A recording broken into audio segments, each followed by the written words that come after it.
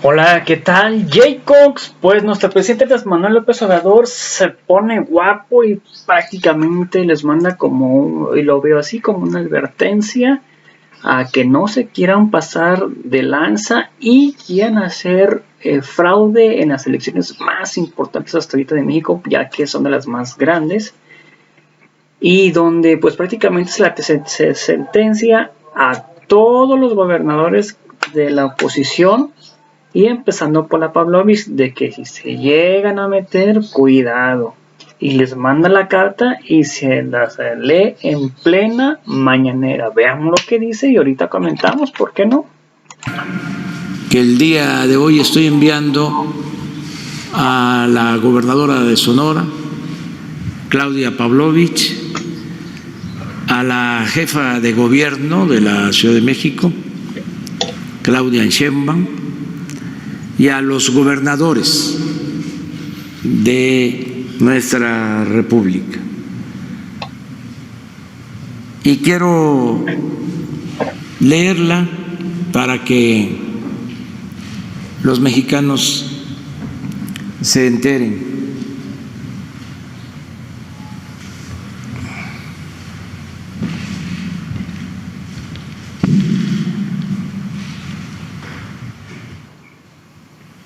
Hoy, 23 de febrero, cuando recordamos tristes y avergonzados el horrendo crimen cometido por déspotas y tiranos en contra del presidente Francisco I. Madero y del vicepresidente José María Pino Suárez, me dirijo a ustedes para hacerles con absoluto respeto a sus personas, investiduras, facultades y autonomías constitucionales, una atenta recomendación con miras a las próximas elecciones y con el más sincero propósito de establecer en definitiva una auténtica democracia en nuestro país. En muy pocos momentos de nuestra historia se ha visto realizado este ideal de la democracia. Y recuerdo tres. Primero, cuando triunfó el movimiento revolucionario y gobernó el apóstol de la democracia, Francisco I. Madero. Luego, en el año 2000, cuando se respetó el triunfo del Partido Acción Nacional y de su candidato a la presidencia, y recientemente, en las últimas elecciones del 1 de julio de 2018, cuando la mayoría de los ciudadanos decidió apoyar el proceso de transformación que está en marcha para desterrar la corrupción y el régimen de injusticias y privilegios que predominaba. Como es evidente, en la actualidad hay condiciones inmejorables para convertir en realidad esa aspiración histórica de México y establecer una verdadera democracia en nuestro país. El pueblo así lo demanda. Hay partidos bien definidos en el terreno político e ideológico. Existen instituciones electorales encaminadas a ser cada vez más libres e independientes, como el Instituto Nacional Electoral, el Tribunal Electoral del Poder Judicial de la Federación y la Fiscalía Electoral, recientemente creada para combatir delitos que se cometan en esta materia y que ahora están considerados en la Constitución y en el Código Penal como graves, por lo que se castiga con cárcel y sin derecho a salir bajo fianza a quienes violen las libertades políticas de los ciudadanos. Además, y esto es muy importante. Se sostiene desde la Presidencia de la República el indeclinable compromiso de respetar y hacer respetar la voluntad soberana del pueblo. Por eso no tengo duda que en esta gran tarea contaremos también con la más amplia y convencida colaboración de todas y todos ustedes. La historia nos ha enseñado que la estabilidad política no se consigue en ausencia de libertad ni mediante el puro progreso material. La democracia podrá no traer el cuerno de la abundancia, pero sí produce equilibrios necesarios para evitar que una persona o una minoría se adueñe del poder público y se propicie que la riqueza, en vez de distribuirse con justicia, se concentre en unas cuantas manos. No olvidemos que muchos de los problemas que han dado al traste con el progreso de México se han originado por la corrupción engendrada por el predominio de un sistema político elitista y antidemocrático. En consecuencia, gobernadora, gobernadores y jefa de gobierno de la Ciudad de México, les propongo de la manera más horizontal y respetuosa que establezcamos un acuerdo nacional en favor de la democracia. Por mi parte, les manifiesto que actuaré, como siempre, con absoluta rectitud y en defensa de la soberanía popular. Y a esto mismo les convoco a ustedes. Concretamente, les exhorto a que no intervengamos para apoyar a ningún candidato de ningún partido, a no permitir que se utilice el presupuesto público con fines electorales, a denunciar la entrega de dinero del crimen organizado o de la delincuencia de cuello blanco para financiar campañas, a impedir la compra de lealtades o conciencias, a no traficar con la pobreza de la gente, a no solapar a tramposos o mapaches electorales, a evitar el acarreo y el relleno de urnas, la falsificación de actas y todas esas abominables prácticas ilegales y antidemocráticas que deben quedar en el pasado de manera definitiva. Sigamos el ejemplo del gran Francisco I. Madero, cuyo principal aporte se dio precisamente en el terreno de la democracia. En ese aspecto no hay precedente en nuestra historia. Nadie como él ha creído con tanta devoción en la democracia. Nadie se ha preocupado tanto como él por hacer realidad ese ideal que era la más profunda de sus convicciones. Creía con toda sinceridad que al establecerse una república democrática, México podría resolver sus grandes y graves problemas y avanzar con libertad y justicia hacia la prosperidad.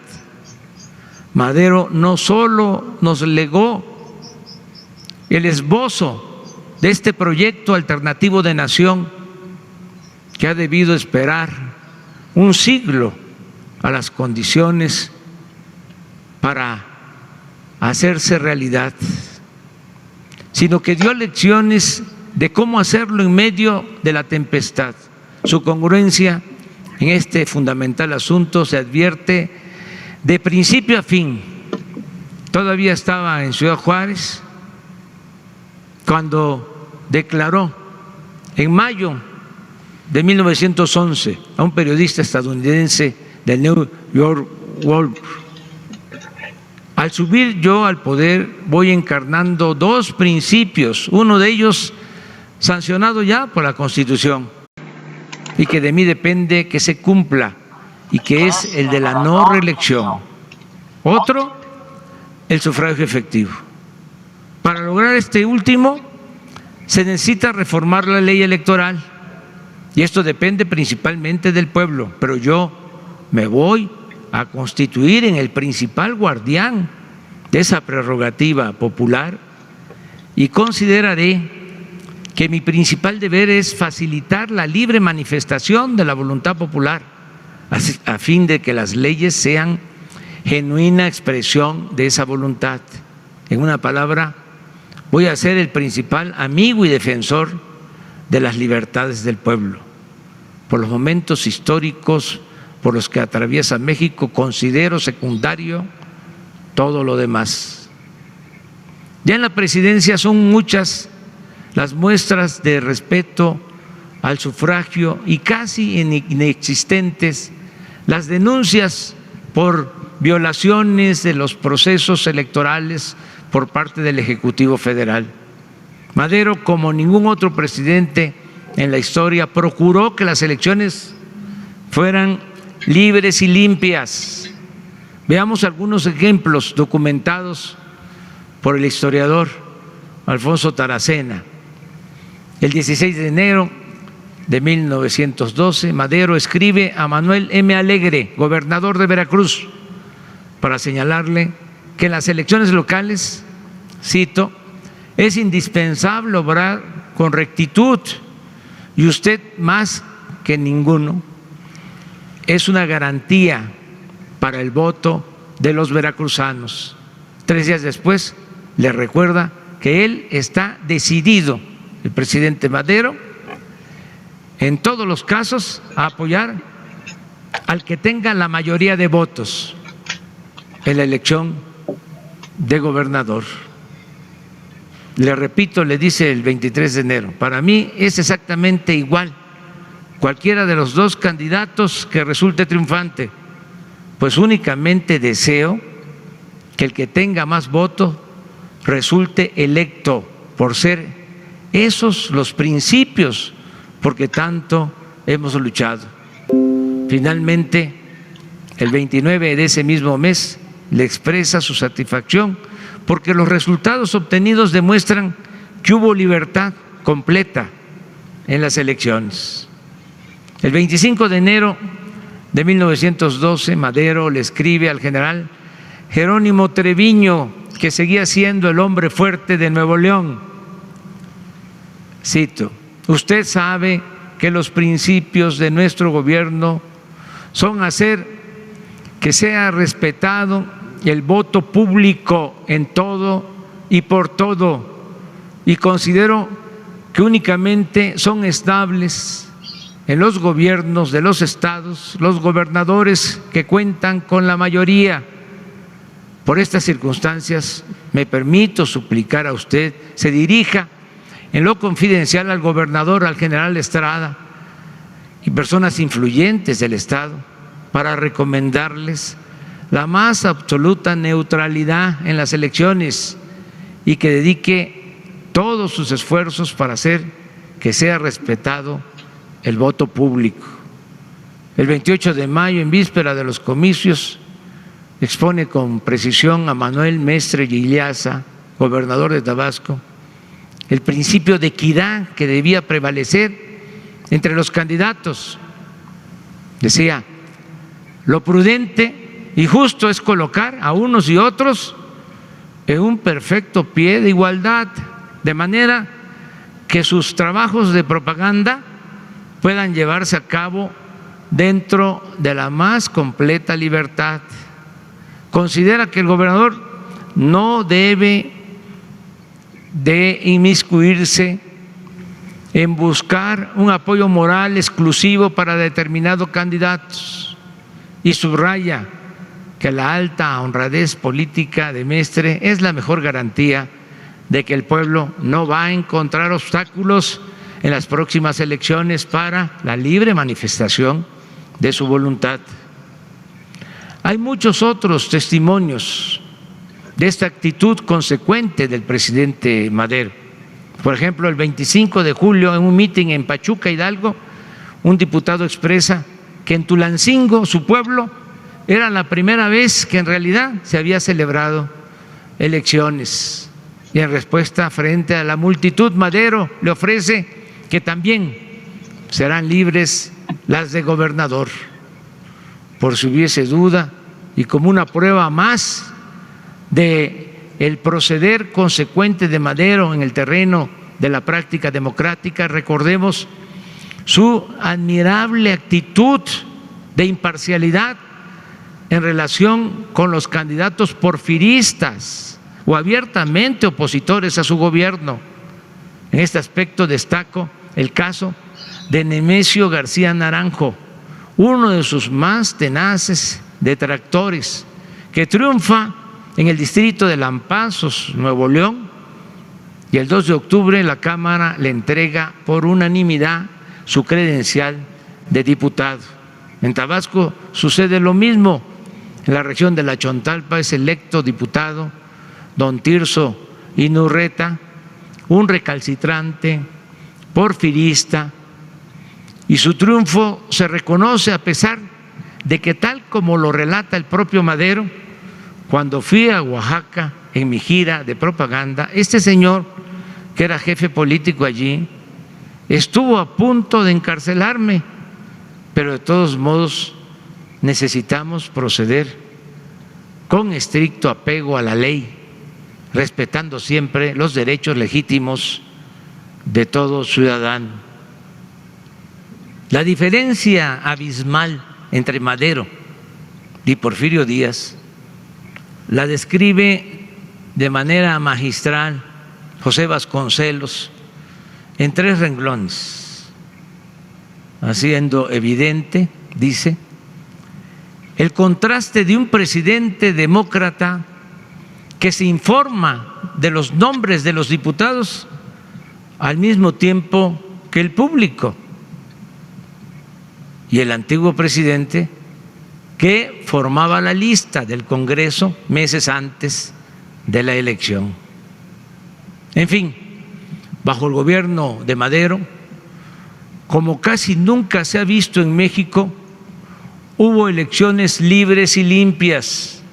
Esto, por si fuera poco, se logró en medio de intensas turbulencias políticas y sin antecedentes de una práctica democrática en otros momentos de nuestra historia. Es decir, quedó manifiesto, y esa es una de las lecciones de Madero, que ayuda mucho la voluntad presidencial de hacer valer el sufragio efectivo y convertir en realidad un sistema de gobierno representativo, popular y verdaderamente democrático.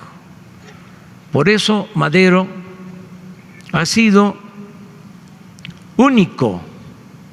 ¿O acaso sabemos de otro presidente en la historia de México que haya escrito a los gobernadores para recomendarles que se abstengan de manipular el voto y garanticen con equidad la libre decisión de los ciudadanos? En suma, estimadas y estimados mandatarios, los convoco a que juntos hagamos historia. El Acuerdo Nacional por la Democracia y su efectiva ejecución nos permitirá establecer en México la ansiada democracia de manera perdurable, y ello elevará a nuestro país hasta lo más alto en el concierto de las naciones.